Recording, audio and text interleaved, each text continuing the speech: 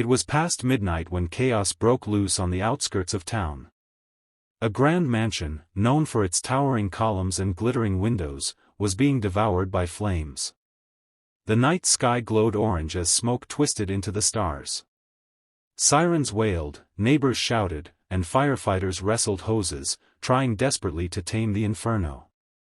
Among the panicked crowd, barefoot and trembling, stood Rosa, a poor maid who worked in that very house.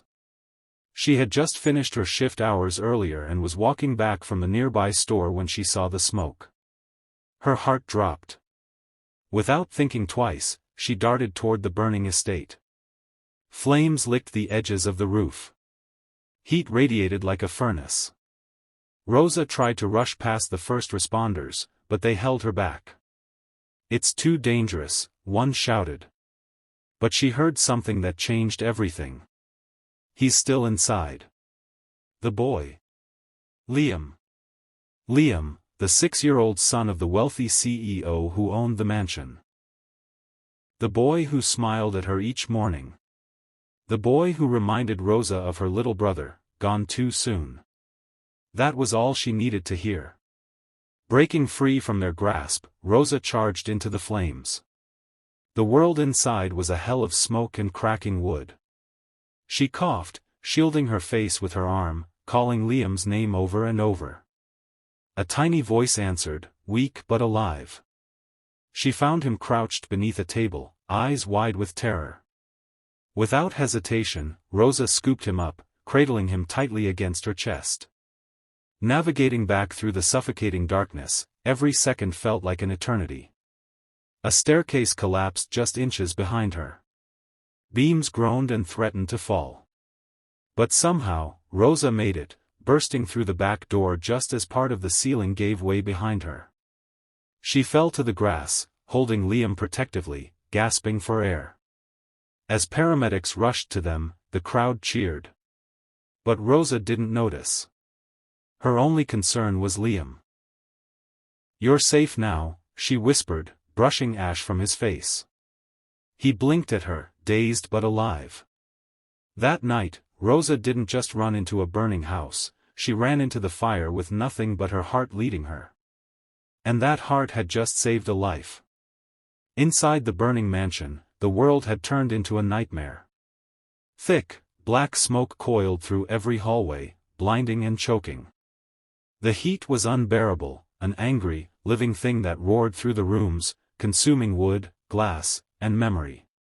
Rosa moved low to the ground, her arms wrapped tightly around Liam, who clung to her with all the strength his tiny body could muster. His hand had found the back of her shirt, gripping it like a lifeline. She couldn't see much, just flashes of fire dancing along the walls and the faint outlines of furniture being swallowed by flames. The air was a mixture of ash and terror. She coughed violently, her lungs begging for clean air, but she pushed forward, her only thought, get him out. Get him out alive. A support beam crashed behind them, sending sparks flying. Liam let out a frightened sob, and Rosa pulled him closer, wrapping her body around his, shielding him with everything she had.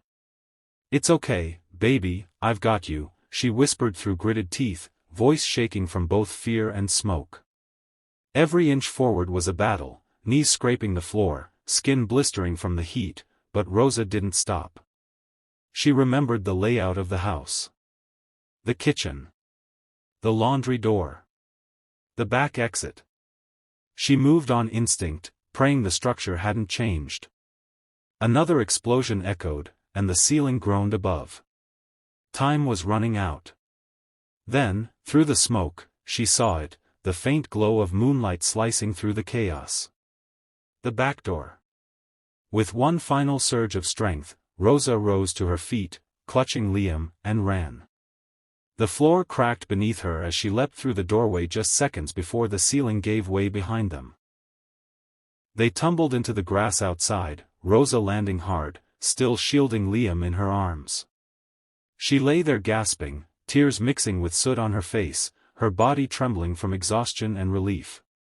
Liam whimpered but was alive. That was all that mattered.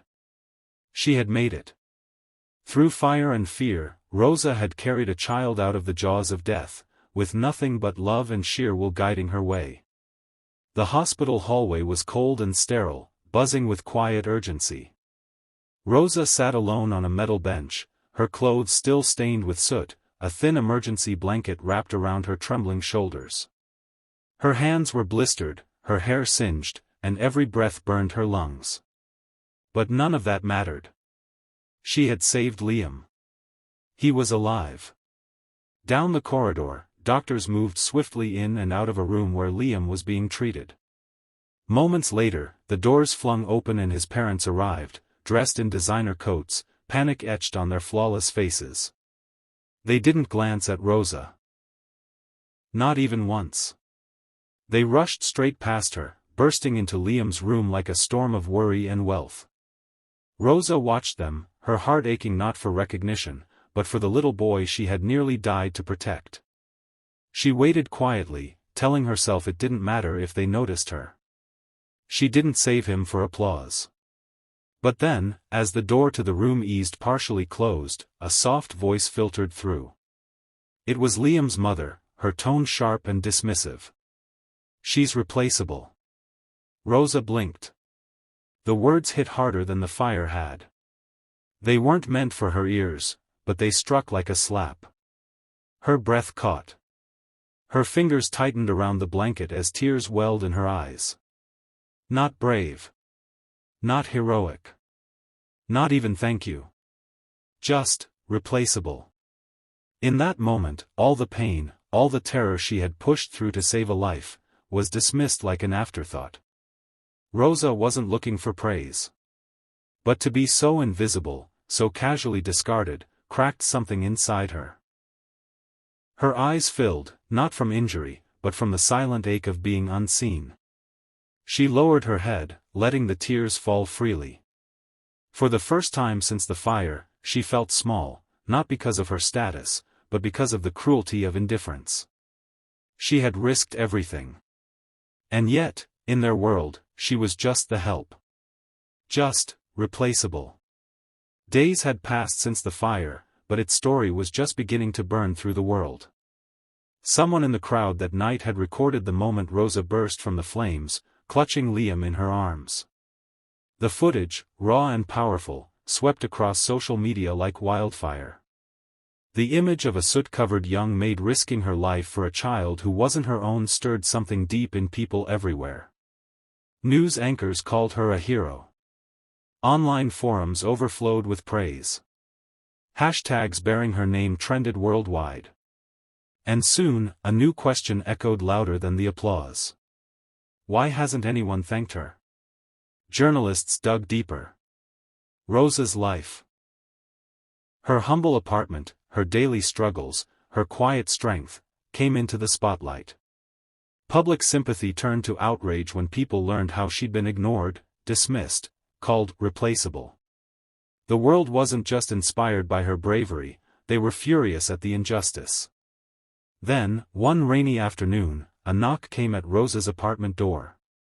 She opened it cautiously, and there, standing in the hallway in a long gray coat, was Edward Whitmore, the founder of the Whitmore Empire. Liam's grandfather. A man who once ran billion-dollar meetings now stood humbly on her doorstep.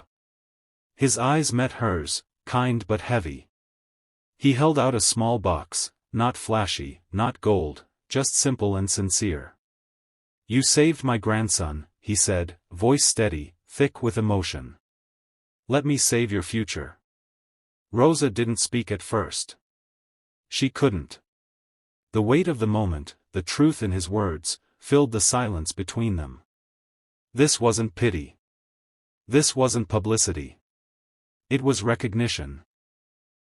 And for the first time since the fire, she didn't feel invisible.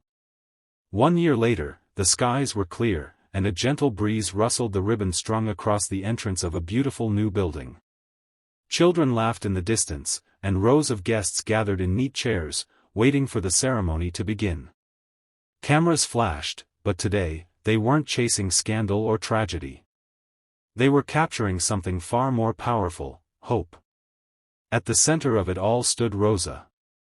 No longer in a maid's uniform, she wore a tailored navy dress, her hair gently curled, a quiet grace in her presence. Beside her stood Edward Whitmore, the man who had once knocked on her door with a promise, and kept it. And at Rosa's side, holding her hand tightly, was Liam, grinning from ear to ear. The ribbon cutting marked the opening of the Rosa Foundation, a center built to serve underprivileged children and train everyday heroes in emergency response. Funded by the Whitmore family, but named for the maid who had once been called replaceable. As the ribbon fell and applause erupted, Rosa stepped forward to address the crowd. But she paused first, gazing at the bronze plaque by the entrance. Her name was etched into it forever. The Rosa Foundation, for those who risk everything to save others. Tears welled in her eyes, not from sadness, but from the weight of being seen. Truly, finally seen, not just as a maid, not just as a savior, but as a woman whose courage had changed lives. She looked down at Liam, squeezed his hand, and smiled through her tears. The fire had taken much, but it had given something back, too. A new future. A new beginning. And above all, the reminder that no act of selflessness ever goes unnoticed forever.